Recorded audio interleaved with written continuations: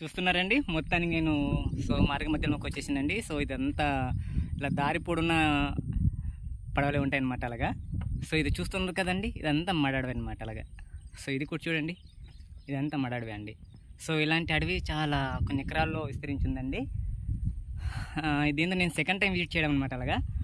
Then ఏంటంటే పలగ ఎత్తుపక్క వస్తే చాలా హ్యాపీగా అనిపిస్తుంది, ఎందుకంటే చిట్టు చివరిగా ఉంటుంది కదా సముద్రానికి, అందుకని అలాగండి.